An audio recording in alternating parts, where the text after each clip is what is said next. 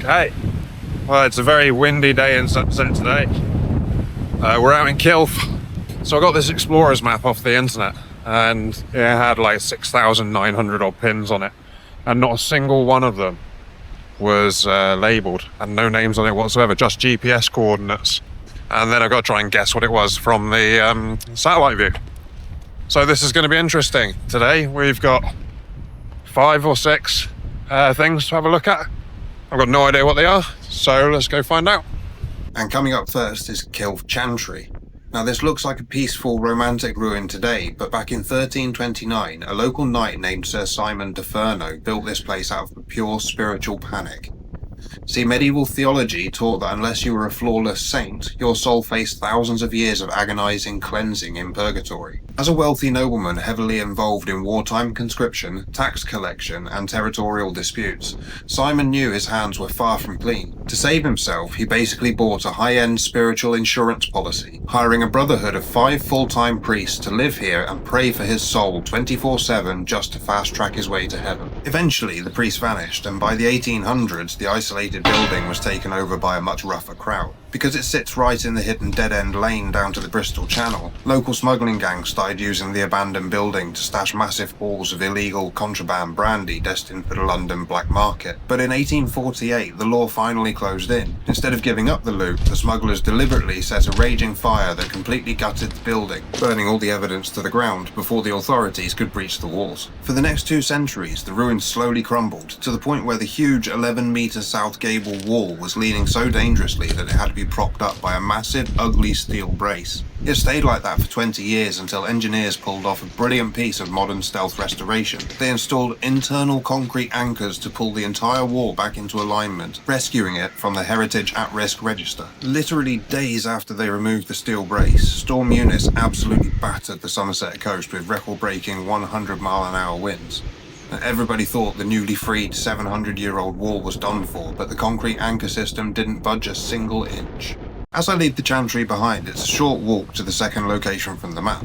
It's a weird brick box with a rusty chimney. But this is the Kilve Oil Retort.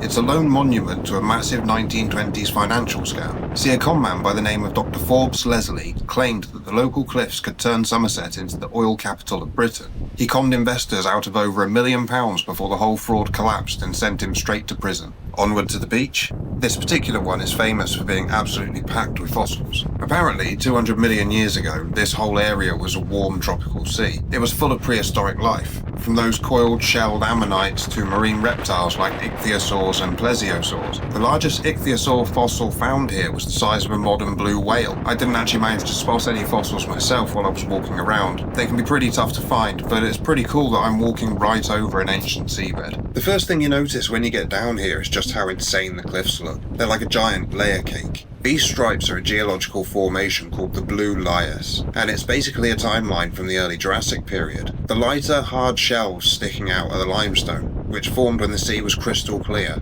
The grey and white layers are the fresh limestone, whereas the yellowing layers are limestone that's been exposed to the elements, with the yellowing caused by the oxidation of trace iron in the rock.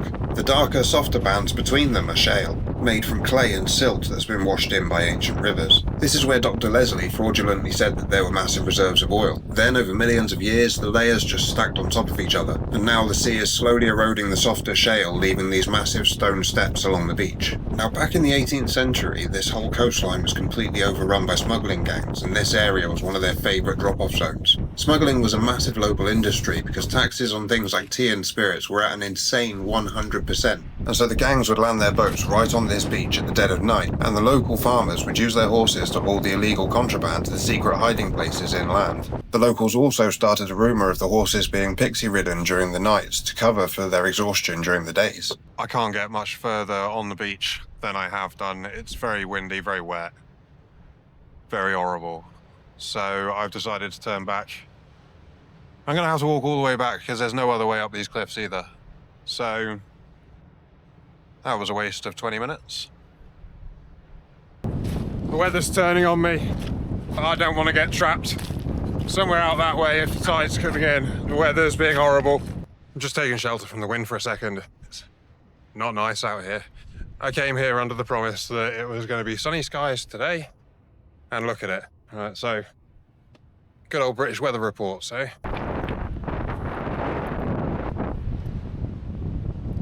Somebody's built a little natural wall there.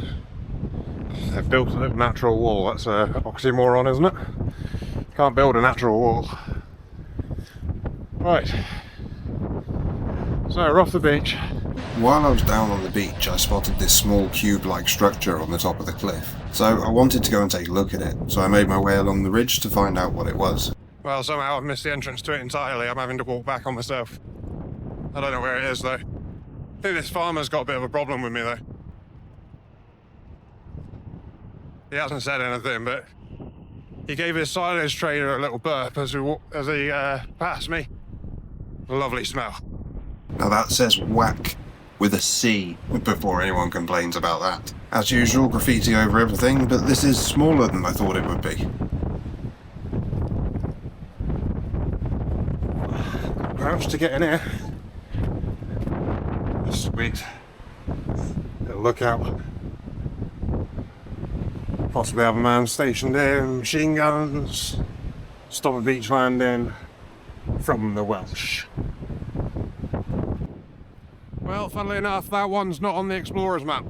Well, I was almost right. It's actually a World War II military observation post for live fire exercises for the Royal Air Force and the Navy's Fleet Air Arm. A little further down the cliff top, towards Lilstock, you can't miss the massive concrete structure. This is Lilstock Range Tower. This is the nerve centre that ties the whole stretch of military coastline together. Whilst that tiny brick cube was built for World War II observers to score bombings, this tower was built later to modernise the whole operation, eventually becoming a specialised helicopter gunnery range managed by the Royal Navy at RNAS Yeovilton.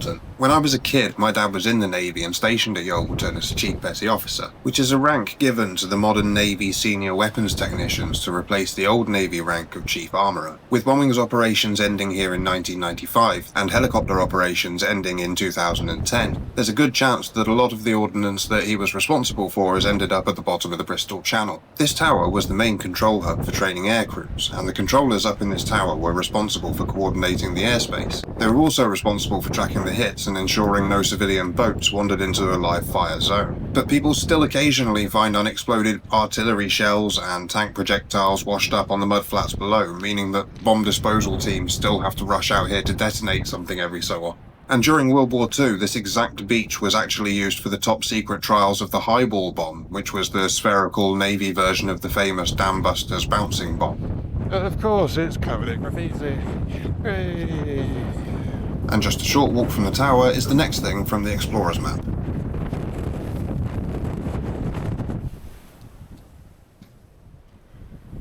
Somewhere for the cows to go. Someone's had a fire in here. Seems like a smart move with a wooden roof.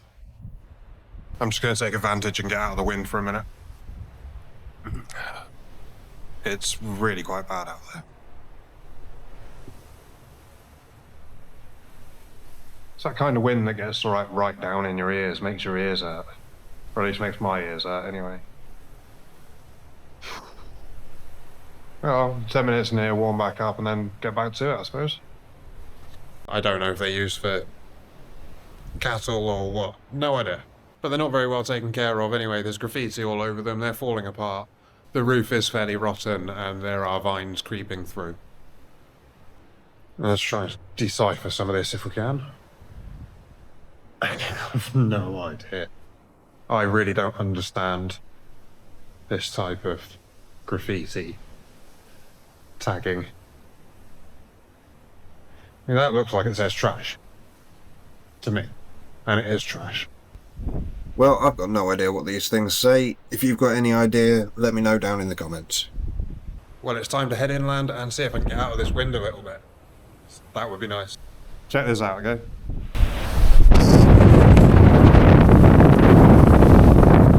I think I've done pretty well to keep the wind out of this, but you needed to experience that as well. You can see more of those random stone ruins that I was just inside scattered across the fields around here, and they were actually World War II land targets and tracking huts for the pilots. I carried on following the explorer's map and reached a fork in the road. With only one point of interest to my right, but two to my left seemed like the logical choice. It wasn't long before I reached an old stone driveway and the next point on the explorer's map. The satellite image doesn't really show a lot, and to be honest, it looked just like a pile of rubbish.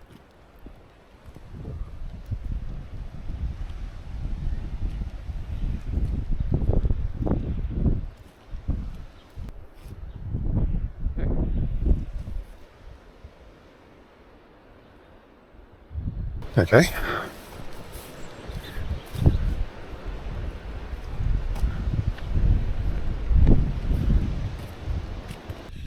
Well, I don't know what was there, but it's gone.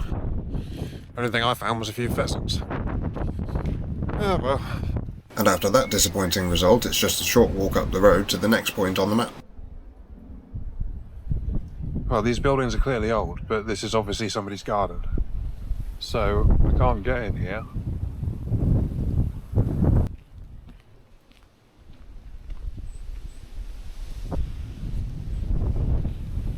Pheasants. Lovely creatures, bit skittish. You know, glad the sun's out now. Rain's over, still very windy.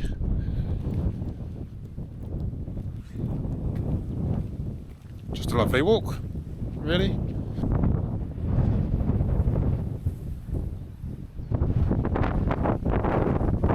That looks suspiciously like a path to me.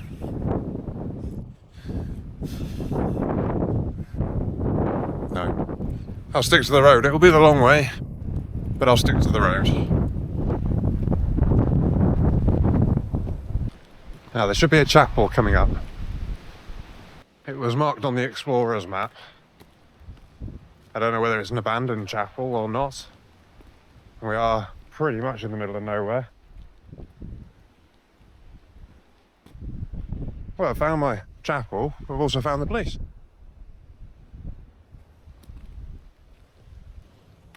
Okay, so I'm going to wait for the police to go, I think. What I'm doing isn't illegal, but I'm a firm believer that the police are like wild animals. If you leave them alone, they'll leave you alone. And I like to be alone while I'm doing my filming. And that brings us to St Andrew's Church. Or what's left of it, anyway. Welcome to the Church of St Andrew, Lilstock. There's been a church on this site since before the 10th century. Ah. Let's go and have a look. Can you hear me? Yeah.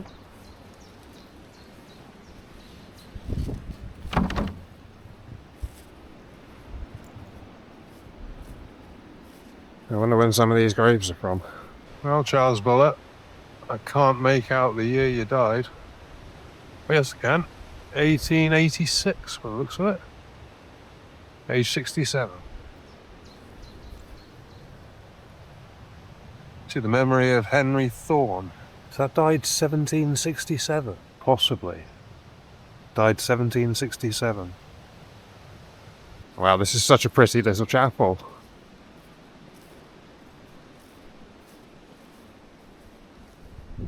Someone's obviously taken great care of it.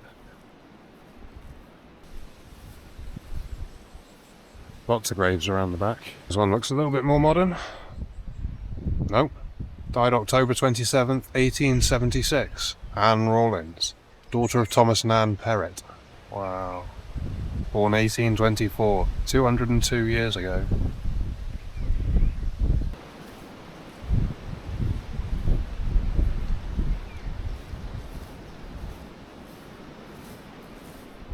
It's not locked.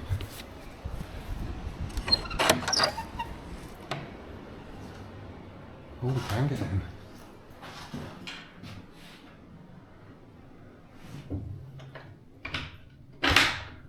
Hopefully we won't be disturbed. This is the Chapel of St Andrew.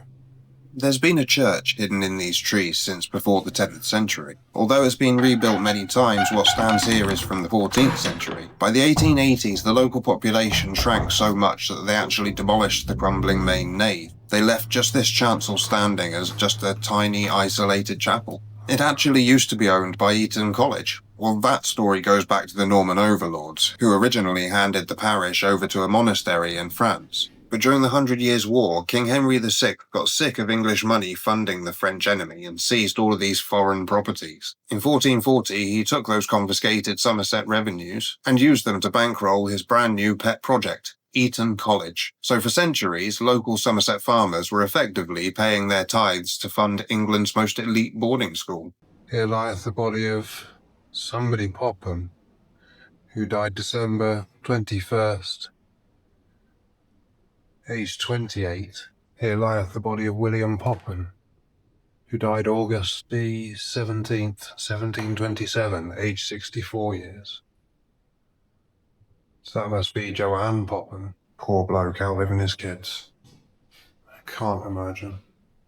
Inside this room, babies have been baptised for centuries in this massive Norman font that was so historic it was actually rescued and moved down the road to Stagursey Church when this place was finally deconsecrated in 1980. It remains today, 700 years later, as a testament to the past.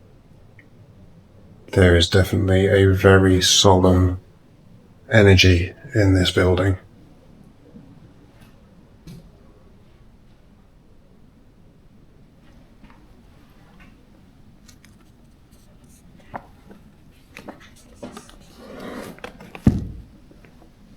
Wow, this Bible's so old it's falling apart.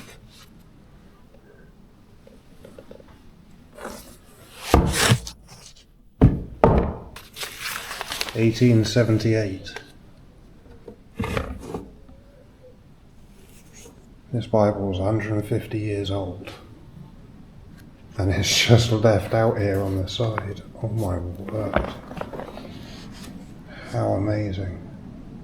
By the 1980s, these ruins were completely abandoned, heavily vandalised, and the Church of England was literally preparing to bulldoze the entire thing into the dirt. But this renegade vicar named Reverend Rex Hancock, he came in from a neighbouring parish and he absolutely refused to let it die. He defied the church authorities, dipped directly into his own life savings, and personally paid out of his own pocket to fully restore the remaining structure. He even hired a local family to manually rebuild the stone walls. So the only reason we can even stand inside this spooky little chapel today is because one stubborn man went completely rogue against his bosses to protect it. MDCCLXVII.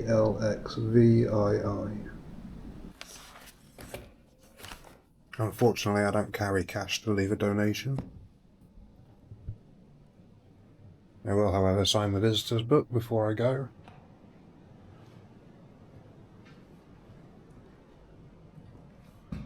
Whenever I pass a little church, I always pay a visit. So when at last I'm carried in, the Lord won't say, "Who is it?" It's time to step back out into the elements and say goodbye to this little hidden gem in the trees. I'm heading back down towards the coast, and then it's the final stretch.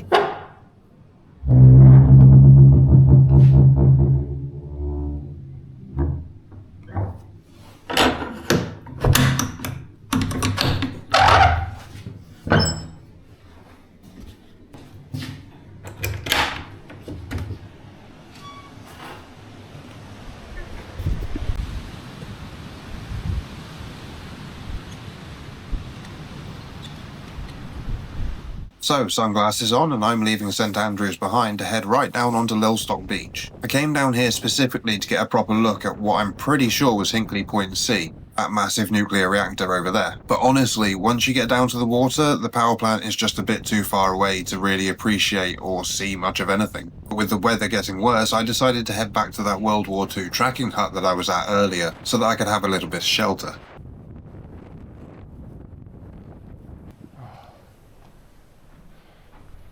Jeez. Honestly, I'm wearing these not because of the sun, but because of the wind. Wouldn't be surprised if I get windburn off this. I really would not.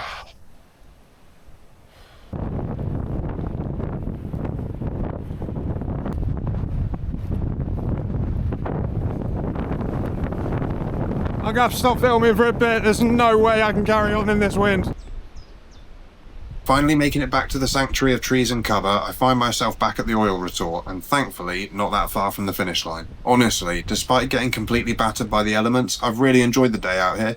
It's been incredible exploring this coastline, and especially learning about all the intense military history hiding there right in plain sight. It definitely gives you a different appreciation for the place. Well, that was an experience. The weather is absolutely lousy, so I'm just heading back to the car. But thanks for joining me today on this very windy, rainy day. Please like and subscribe, comment, follow, you know the drill. See ya.